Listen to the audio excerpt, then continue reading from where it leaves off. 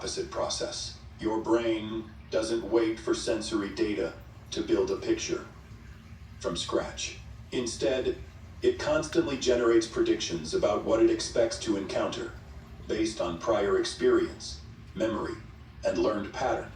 And then it uses incoming sensory data primarily to check and adjust those predictions, rather than to construct perception from nothing.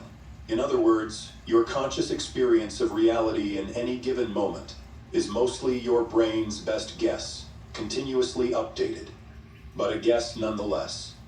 And only the portions of experience that significantly violate that guess get flagged for closer conscious attention.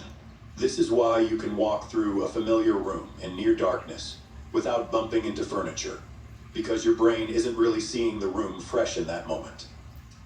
It's running a highly confident prediction based on everything it already knows about that space, and only correcting course if something unexpected, like a chair moved 3 feet from where it usually sits, actually shows up in the sensory data.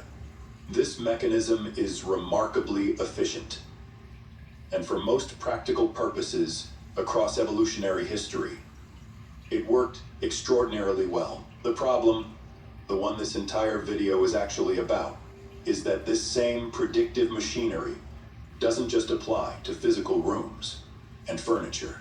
It applies to everything, including your emotions, your relationships, your sense of your own worth, your beliefs about what you're capable of, and your assumptions about how other people see you.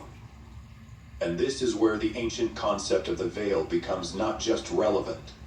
In Gnostic philosophy, one of the central ideas running through countless texts and traditions is the notion of a veil, a kind of perceptual and cognitive barrier that separates ordinary human consciousness from a deeper, more direct experience of reality.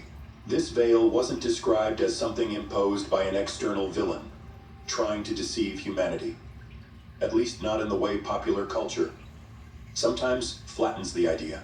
In the more nuanced Gnostic framework, the veil is described as a kind of forgetting, a layer of accumulated conditioning, assumption, an inherited pattern that gradually builds up over the course of a person's life until it becomes so familiar, so automatic, that a person mistakes the veil itself for reality, entirely unaware that any filtering is happening at all. This is precisely, almost eerily, what predictive processing describes in modern neuroscience. The predictions your brain generates